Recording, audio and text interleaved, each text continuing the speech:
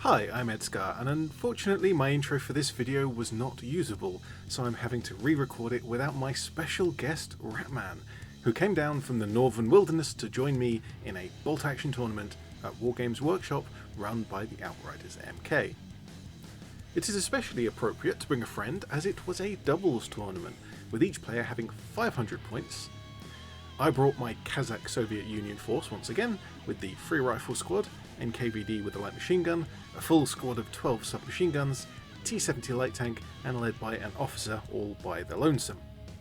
The interesting thing I added this time was a ED-SKaR heavy machine gun team, which is very strange as MG teams are not particularly effective in bolt action, and the heavy is way worse than the medium. Ratman brought his officer, of course, a rifle squad, a grenadier squad, which is interesting for the 3 light mortars that they can take, very nice, a Chiha, I think, medium tank, and the medium machine gun team. With the unlikely pairing of Soviet Union and Imperial Japan, we got stuck into our first game, and would you look at that, I finally get to play on the snowboard with my snow models. Our first opponents were a pair of German players, one of whom I have played before, and they have fixed that motorcycle wheel since last month. The terrain here, long sightlines and heavy cover, makes for a difficult time moving up and charging. Not that it stopped either of us, we're both playing aggressive lists, it just meant that we didn't do so well. Tussling in the middle was dangerous, and we got quite unlucky with the tank fight. Every tank got shots off at various targets, our shots missed, our opponents did not. The mission was table quarters, and we did manage to push up towards the end to get a few points, but not nearly enough to counteract the many points that our opponents won, both on wiped out units and the table quarters in the end. Our second game, on the same board, was a pairing of the British and Americans, and between Ratman and myself we've gone kind of too far in the opposite direction and stayed way back, outside of the effective range of not only our opponent's weapons, but also our own. Although the 2 machine gun teams did cover the entire board. While the American player took the brunt of it, the British player took a grand total of 3 pins in the whole game and not a single casualty. But this one Japanese rifle squad fended them off, and so they couldn't advance on any more objectives. On the other side, my T-70 tried being aggressive, just about the only model on our side that did, and got mobbed, but did survive until the end. The mission was to take 4 objectives scattered around the board, and we either held or contested them all, and so won overall. But because we'd stayed back, we both sort of felt like we hadn't done much during the whole game.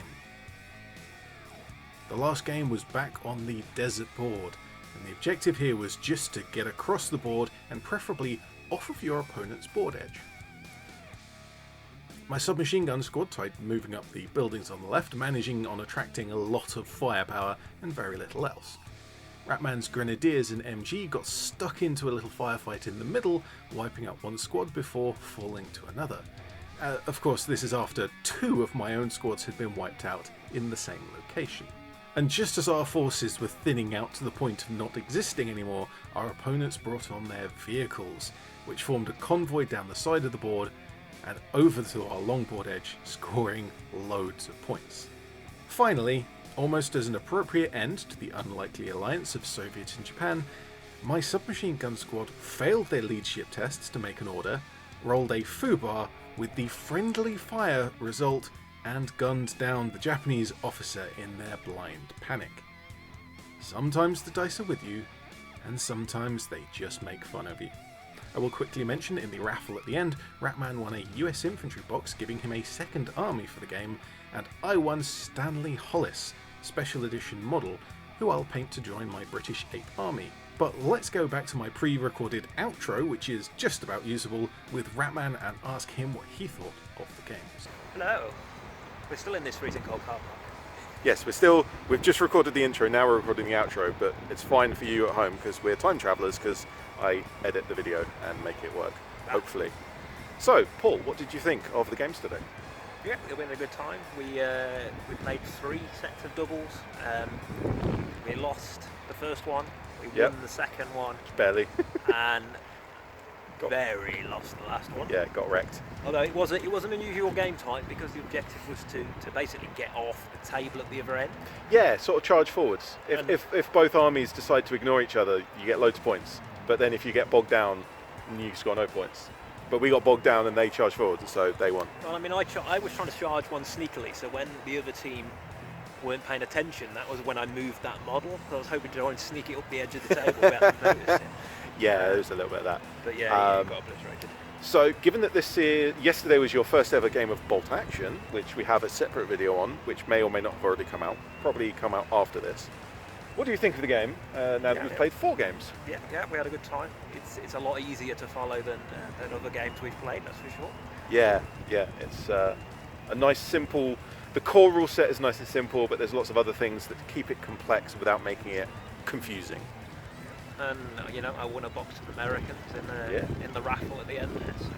Yeah. So you've now got a second Bolt Action army essentially, because an infantry squad, 30 models. You get your officer, your 2 rifle squads. There'll be a machine gun or something in there as well. Yeah. Nice. Just like the Japanese, you have the officer's head, so you make a plastic officer. There are, of course, metal officers if you want. But it is very, very cold. We want to go back indoors. Yes. And you want to go back home. I've got it, yeah. I've got to drive an hour and a half north. So, thank you very much for watching. Thank you very much for Paul for coming down and giving me a lift in the car version of the car park intro and outro rather than the motorbike. But yeah, thank you for watching and we'll see you next time. Bye now.